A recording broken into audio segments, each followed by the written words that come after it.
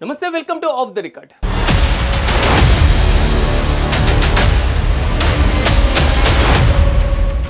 ఆంధ్రప్రదేశ్ రాష్ట్రంలో ఆ జిల్లాకు ప్రత్యేకత ఉంది. అదే జిల్లాలోని ఓ ప్రాంతంలో తినుబండారాల్లో నాణ్యత ప్రమాణాలు పాటించకుండా నిబంధనలు ఉల్లంఘిస్తూ ఆహార పదార్థాలను తయారు చేస్తూనే ఉంటారు. జిల్లా ఆహార నియంత్రణాధికారి సూచనలను నిబంధనలు మాత్రం మాత్రం పట్టించుకోలేదన్న ఆరోపణలు వస్తున్నాయి. ఇంకా ఫంక్షన్లకు వినియోగించేటువంటి స్పెషల్ ఐటమ్స్ కూడా మోతాదుకు మించి రంగులు కలుపుతున్నట్లు తెలుస్తుంది.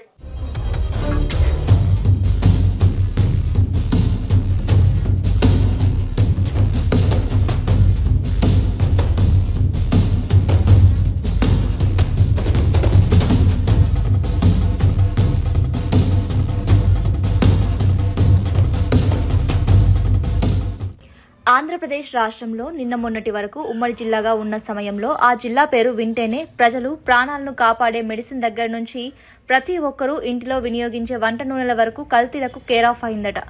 ఈ మధ్య కాలంలో రుణాల పేరుతో జీడీసీసీ బ్యాంకులలో సైతం నకిలీ ప్రూఫ్స్తో బ్యాంకు సిబ్బందిని, బ్యాంకు ఉద్యోగస్తులను, సాధారణ పౌరులను సైతం బెంబేలెత్తించిన ఘనత కూడా ఆ జిల్లాకు ఉంది. అంతేకాదండోయ్, ప్రపంచాన్ని గడగడలాడించిన కరోనాకి కట్టడికి ఉపయోగించే శానిటైజర్ సైతం కల్తీ చేసే సత్తా ఉన్న ఏకైక జిల్లాగా ఆంధ్రప్రదేశ్ రాష్ట్రమే కాకుండా చుట్టుపక్కల ఉన్న రాష్ట్రాల్లో సైతం ఉమ్మడి గుంటూరు జిల్లా పేరు మారుమోగిపోయింది.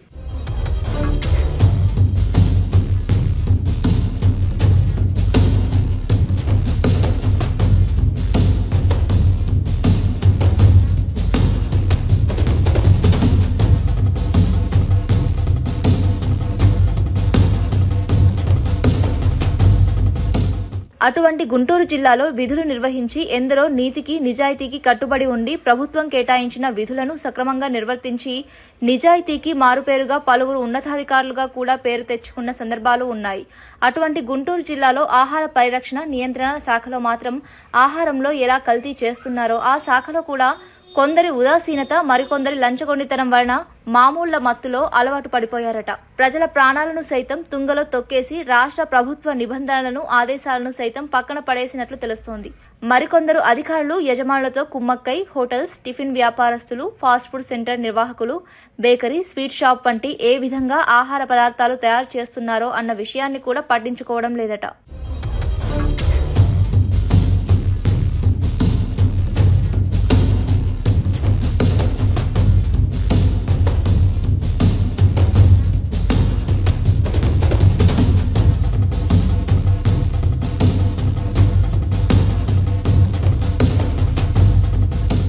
గుంటూరు జిల్లాలో గతంలో ఆహార నిబంధన నియంత్రణ అధికారిగా పనిచేసిన ఉన్నతాధికారి కనుసన్నలలో పరిస్థితి బాగా ఉండేదట.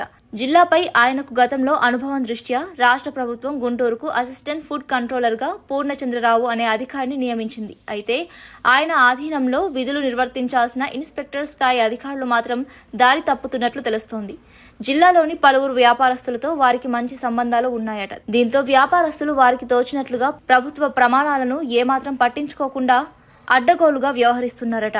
అధికారుల అండదండలు తమకు ఉన్నాయన్న ధీమాతో ఇష్టం వచ్చినట్లు ఆహార పదార్థాలు తయారు చేస్తున్నారట. హాని కలిగించే రంగులను అధిక మొత్తంలో తినుబండారాల్లో కలుపుతున్నట్లు జిల్లాలో ప్రచారం జరుగుతోంది. ప్రజల ప్రాణాలతో చెలగాటం ఆడుతున్న వీరిపై ఇప్పటికైనా అధికారులు చర్యలు తీసుకోవాలని జిల్లావాసులు కోరుతున్నారు.